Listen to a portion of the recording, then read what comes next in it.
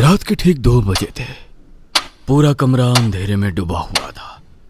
मोमबत्ती की रोशनी में आदित्य किताबों के पन्ने पलट रहा था। उसके माथे से लगातार पसीना बह रहा था। हाथ कांप रहे थे। गला ऐसे सूख चुका था जैसे कई दिनों से पानी ना पिया हो। कमरे में चारों तरफ किताबें बिखरी थीं। कुछ तांत्रिक चिन्ह दीवारों पर बने थे और इसी डरावने माहौल में आदित्य की खून की तरह लाल हो चुकी आंखें बार बार कमरे के दरवाजे की तरफ देख रही थी। और तभी अचानक उसका फोन बज उठा। आदित्य, बहुत बड़ी गड़बड़ हो गई है। क्या हुआ? प्रिया की बॉडी मॉर्च्यूरी से गायब है। तू कहाँ है अभी? डॉक्टर का फोन आया था।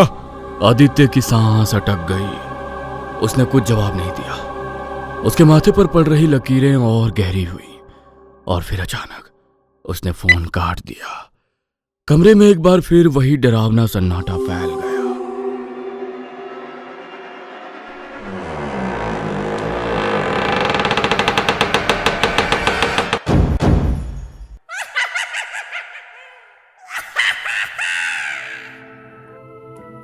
प्रिया और आदित्य कई सालों से एक दूसरे से प्यार करते थे। आदित्य अपनी फैमिली के साथ प्रिया के घर आया हुआ था। कुछ ही देर में गांव के बुजुर्ग पुरोहित ने दोनों की कुंडली अपने सामने रखी और गणना करने लगे। कुछ देर तक चुपचाप रहने के बाद अचानक उनके चेहरे का रंग बदल गया। ये विवाह नहीं हो सकता। पुजारी की बात सुनकर अभी तक खुशी से खनक रहा कमरा सन्नाटे में बदल गया। क्या मतलब गुरुजी? इन दोनों की कुंडली में विवाह का योग ही नहीं है और अगर शादी हुई तो बहुत बड़ा अनर्थ होगा। मैं ये सब नहीं मानता। क्या मतलब इन बातों का? बेटा, कुछ चीजें हमारे मानने ना मानने से नहीं बदलती। जो कुंडली में लिखा है सो मैंने बता दिया। मंगल की भारी छाया है तुम्हारे रिश्ते पर। मैं प्रिया से प्यार करता हूं और शादी उसी से करूंगा। ठीक है, फिर ये जान लो कि आगे का रास्ता अंधकार से भरा है। यजमान, अगर आपके बेटे को बात सुननी नहीं थी तो मुझे यहाँ अपमान के लिए क्यों बुलाया? गलती हो गई जो आपको बुलाया। और हाँ, आपके इस अंधकार से मुझे कोई डर नहीं। जो होगा मैं देख लूंगा। पुजारी जी वहां से चले गए और बिना किसी की सहमति के जल्द ही आदित्य की शादी प्रिया के साथ हो गई। शादी के बाद बेटा, एक बार गांव जाकर कुल देवता की पूजा कर लो। हमारे भी मन को शांति रहेगी। और हाँ, तुम्हारे शादी के फैसले के बाद मैंने पुरोहित जी से बात की थी। उन्होंने मंगल शांति की विधि बताई है। गांव में सब व्यवस्था हो गई है। बस तुम्हें वहां जाकर सच्चे मन से विधि पूरी करनी है। ठीक है माँ, तुम्हारी खुशी के लिए कर दूंगा ये भी। दोनों गांव जाने के लिए निकल पड़े थे। पूरे 12 घंटे का रास्ता तय करके वे गांव पहुंचने ही वाले थे कि तभी सामने से तेज रफ्तार ट्रक उनकी तरफ आता दिखाई दिया। आदित्य ने बचने की बहुत कोशिश की, लेकिन एक भयानक टक्कर हुई और फिर उनकी आंखों के आगे अंधेरा छा गया। जब आदित्य की आंख खुली तो वो अस्पताल में था। उसके सिर पर पट्टी बंधी थी और उसका अंग अंग दर्द से टूट रहा था। प्रिया, प्रिया कहाँ है? देखिए, हमें अफसोस है, आपकी पत्नी की मौके पर ही मौत हो गई थी। क्या? ये नहीं हो सकता। आपके घर पर खबर कर दी है, लेकिन मौसम खराब होने के कारण कल शाम से पहले कोई पहुंच नहीं सकेगा। इसलिए शव को मॉर्चुरी में रखवा दिया है। आप खुद को संभालिए। डॉक्टर बोलता जा रहा था, लेकिन आदित्य जैसे सुन्न पड़ गया था। कोई आवाज, कोई एहसास उस तक पहुंचना बंद हो गई थी जैसे। दूसरी ओर उसका फोन लगातार बज रहा था, लेकिन उसे होश ही नहीं था। हॉस्पिटल का कमरा अंधेरे में डूबा हुआ था। वो जमीन पर बैठा हुआ कभी प्रिया की तस्वीर देखता तो कभी फूट फूट कर रोने लगता। उसकी आंखें सूज चुकी थीं। हर 10 मिनट बाद वो खुद से एक ही बात कहता, ऐसा नहीं हो सकता। प्रिया मुझे छोड़कर नहीं जा सकती। प्रिया, मेरी प्रिया। एक बात सच सच बताओ, प्यार करती हूँ ना मुझसे?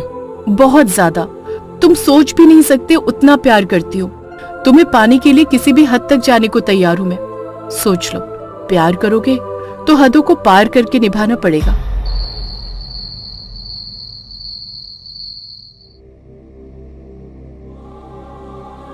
मुझे वापस ले आओ आदित्य। मैं अभी गई नहीं हूं, इंतजार कर रही हूं। आदित्य पागलों की तरह इधर उधर देखने लगा। उसने कांपते हुए प्रिया की तस्वीर उठाई। मैं तुम्हें वापस लाऊंगा, चाहे कुछ भी करना पड़े। उसने अपने हाथों में लगे इंजेक्शन और दवाएं हटाई और अस्पताल से बाहर निकल गया। यहां से वो गांव के उसी पुरोहित के आश्रम पहुंचा जिसने शादी से मना किया था। गुरुजी, मेरी पत्नी को वापस ले आइए। आपका अपमान करके मैंने बहुत बड़ी गलती की। मैं माफी मांगता हूं, लेकिन बस मेरी प्रिया को लौटा दो मुझे। मैंने पहले ही चेतावनी दी थी बेटा, उस विवाह का योग नहीं था, मगर तुमने जिद की। अब मैं कुछ नहीं कर सकता। मुझे कुछ नहीं पता, मुझे बस प्रिया वापस चाहिए। मृत्यु के बाद वापसी का रास्ता नहीं होता है बेटा। क्रोध नहीं, शांति से काम लो। कोई ना कोई तरीका जरूर होगा, और मुझे यकीन है कि आप ऐसा रास्ता अवश्य जानते हैं। अगर आप मृत्यु की आहट सुन सकते हैं तो उसे हराने का मार्ग भी जरूर होगा आपके पास। कुछ रास्ते हैं, लेकिन वो ईश्वर की मर्जी के विरुद्ध है, और इंसान को ईश्वर के विरुद्ध जाकर कोई कार्य नहीं करना चाहिए। अगर भगवान की मर्जी के बिना भी प्रिया को लाने का कोई रास्ता है तो मैं उसे जरूर ढूंढ निकालूंगा, फिर चाहे मुझे उसके लिए शैतान के पास क्यों ना जाना पड़े। आदित्य गुस्से में बाहर निकल गया था। तभी पीछे से एक आवाज आई। मैं आपका दुख समझ सकता हूं। आदित्य ने उसकी तरफ देखा। वो लगभग 25-26 साल का आदमी था। अगर किसी को बहुत सच्चे दिल से वापस बुलाना हो तो एक साधना होती है। कौन सी साधना? शव साधना। मृत्यु के बाद आत्मा कुछ समय तक शरीर के आसपास भटकती रहती है। अगर सही विधि से साधना की जाए तो उस आत्मा को वापस शरीर में भेजा जा सकता है। क्या सच में? मगर कैसे? आधी रात, शमशान और मृत शरीर के साथ साधना। तांत्रिक शव के ऊपर बैठकर मंत्र जाप करता है। कहा जाता है कि अगर साधना सफल हुई तो मृत आत्मा जवाब देने लगती है, लेकिन अगर साधना टूट जाए या डर हावी हो जाए तो आत्मा वापस नहीं जाती। फिर वो उसी इंसान के साथ जुड़ जाती हैं जिसने उसे बुलाया हो। बहुत लोग इस साधना को करने में ही पागल हो गए। कुछ की मौत हो गई, लेकिन कुछ लोग अपने बिछड़ों को वापस भी लाए थे। तो अगर तुम्हारा प्यार सच्चा होगा तो ये अपनी पत्नी को वापस लाने का तुम्हारा आखिरी मौका है। ये किताबें ले जाओ, शायद तुम्हारे काम आएंगी। उस लड़के की बातें आदित्य के कान में किसी कैसेट की तरह लगातार बज रही थी। वो गांव के अपने घर में पहुंचा और वहां बैठकर अपनी रिसर्च शुरू की। आज के दिन ये साधना हमेशा शव के सड़ने से पहले की जाती है। इसका मतलब पहले प्रिया को यहां लाना होगा। शहर का सरकारी मॉर्चुरी लगभग खाली था और एक सिक्योरिटी गार्ड ड्यूटी पर ही झपकी ले रहा था। तभी पीछे की खिड़की धीरे से खुली और काले रेनकोट में एक आदमी अंदर घुसा। उसके हाथ कांप रहे थे। वो आदित्य था। आदित्य धीरे धीरे उस बॉक्स तक पहुंचा जिस पर लिखा था प्रिया आदित्य शर्मा। उसका गला सूख गया। कांपते हाथों से उसने बॉक्स बाहर खींचा और जैसे ही सफेद कपड़ा हटा, प्रिया का चेहरा सामने था, पीला और बेजान, लेकिन बिल्कुल शांत। आदित्य की आंखों से आंसू बहने लगे। आदित्य ने प्रिया की लाश को वहां से उठाया और शमशान घाट पहुंचा। वहां उसने जमीन पर राख और सिंदूर से एक बड़ा गोल मंडल बनाया। उस मंडल के बीच में प्रिया की लाश रखी। चिता के चारों ओर कपूर, सरसों का तेल, काली मोमबत्तियां और राख की गंध फैली हुई थी। आदित्य कांप रहा था, लेकिन उसकी आंखों में अब सिर्फ एक ही जुनून था, प्रिया को वापस लाना। आदित्य ने गहरी सांस ली। फिर उसने प्रिया के शव के चारों तरफ काली मोमबत्तियां जला दी। आदित्य धीरे धीरे मंत्र पढ़ने लगा। उसकी आवाज कांप रही थी। कुछ मिनट तक सब शांत रहा। फिर अचानक किसी के चलने की आवाज आने लगी। आवाज टक टक टक। आदित्य का दिल तेजी से धड़कने लगा, लेकिन किताब की बात याद करके उसने फिर मंत्र पढ़ना शुरू किया। अचानक वहां का तापमान बहुत नीचे गिर गया, इतनी ठंड कि उसकी सांसों से धुआं निकलने लगा। फिर प्रिया की उंगलियां हल्की सी हिली, लेकिन आदित्य ने मंत्र जारी रखा। तभी पीछे से किसी औरत के रोने की आवाज आई।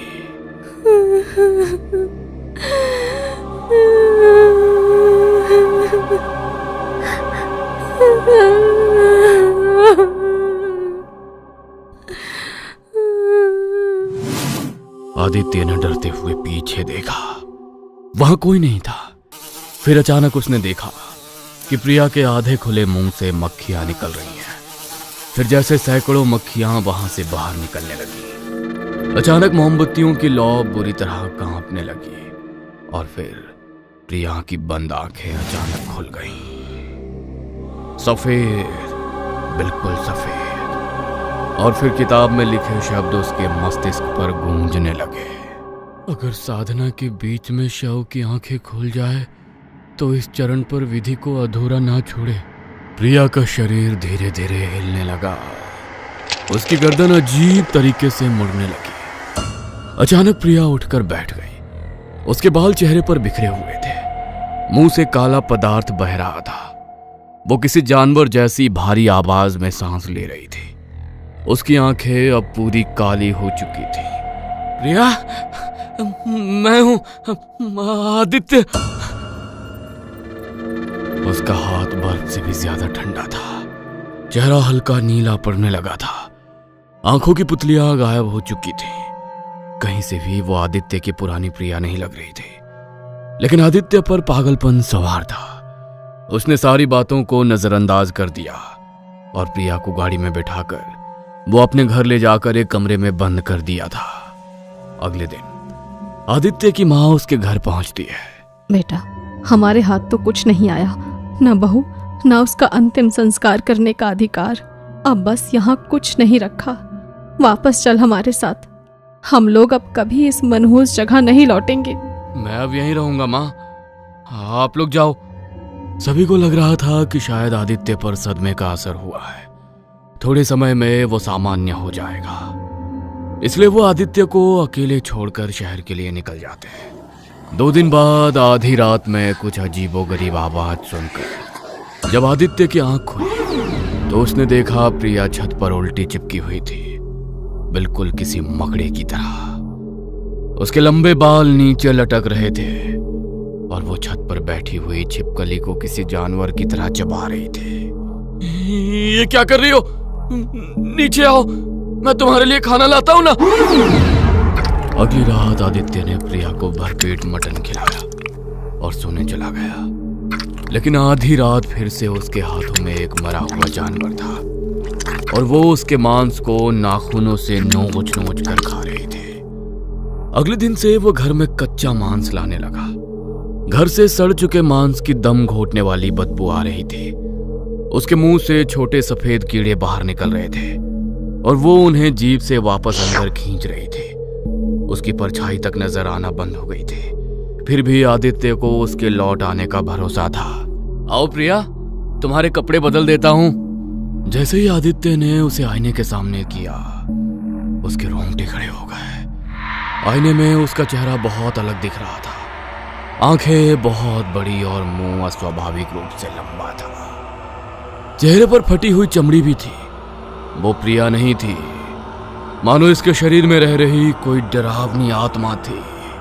आदित्य को अब पिछले कुछ दिनों की घटनाएं याद आने लगी। अगले दिन सुबह होते ही वो सीधे आश्रम पहुंचा। वही युवा पुजारी बाहर खड़ा था। तुमने कहा था प्रिया को वापस ला सकता हूं, झूठ कहा था तुमने। क्या हुआ? वो प्रिया नहीं है, मैंने उसका असली चेहरा देखा है, वो कुछ और है। उसने शव साधना के बाद हुई सारी बातें पुजारी को बता दी। युवा पुजारी का चेहरा डर से सफेद पड़ गया। तभी पुरोहित वहां आ जाते हैं। मैंने कहा था ना, मृत्यु के नियम तोड़ने की कीमत बहुत भयानक होती है। दोनों ने पीछे मुड़कर देखा तो पुरोहित जी खड़े थे। उनके चेहरे पर गुस्सा और डर दोनों थे। गुरुजी, कोई नियम नहीं टूटा है, वो प्रिया है, मेरी प्रिया। बस आप कुछ ऐसा करो कि पहले जैसी हो जाए। वो प्रिया नहीं है। शव साधना से मृत व्यक्ति लौटता नहीं है, बल्कि कोई भटकी हुई दुष्ट शक्ति उस शरीर को अपना माध्यम बना लेती है। इसीलिए मैंने वो किताबें जो मृत व्यक्ति को जीवित करने का भ्रामक जानकारी देती है, उन्हें संदूक में बंद कर रखा था। लेकिन मेरे शिष्य ने सिर्फ मेरा विश्वास ही नहीं, ईश्वर का बनाया जन्म मरण का चक्र भी तोड़ दिया।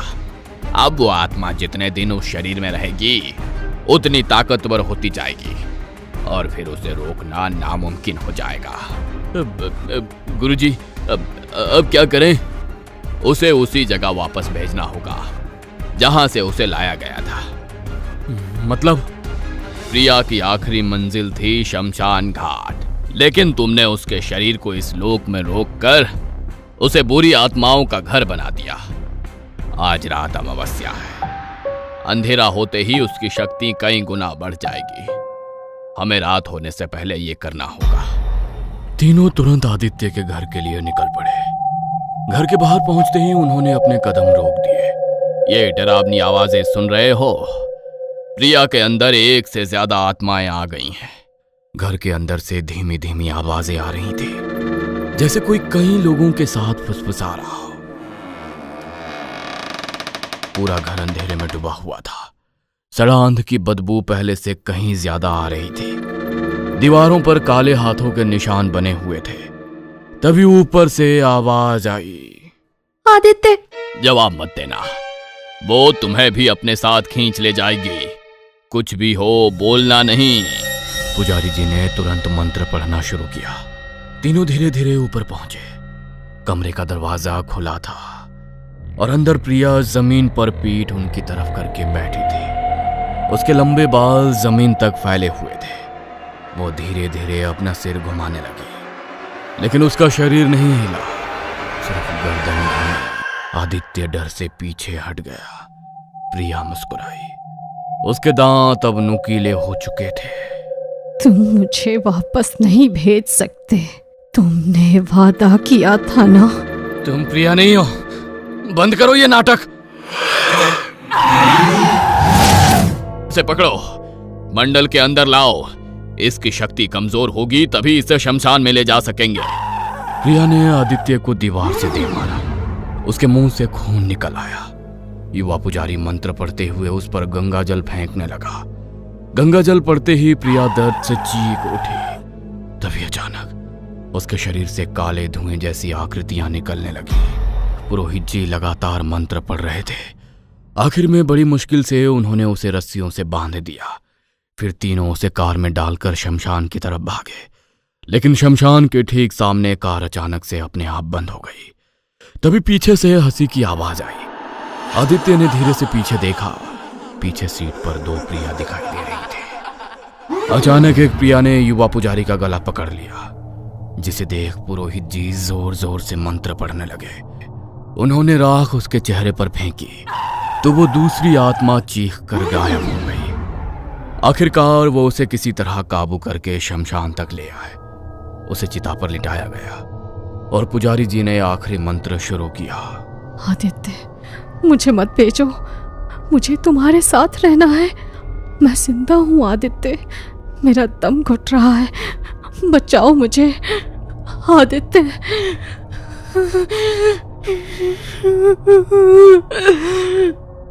कुछ पल के लिए आदित्य रुक गया। उसकी आंखों से आंसू बहने लगे।